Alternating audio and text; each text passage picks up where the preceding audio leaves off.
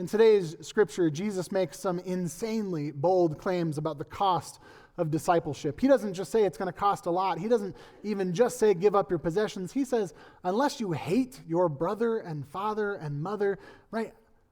How many of you would say, yes, Jesus, I'll follow you but I have to give up my whole family? That's a huge ask.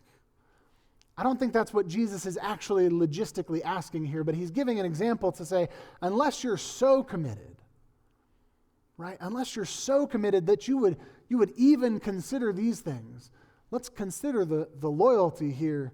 Where are your priorities at? Right? We always consider the costs of things when we join them, when we do them, when we commit to things. You know, even as a parent with kids in marching band and Girl Scouts and Boy Scouts, I'm not going to commit my kid to being in marching band unless I know he can be at a certain number of the practices, unless I know that he's going to be able to pay the student fees and show up to the competitions, right? But unlike joining marching band, joining the church sometimes we just say, well, yeah, you can join the church, just say the words. We don't do a good job holding each other accountable to what does it mean to actually show up with our hearts, with ourselves.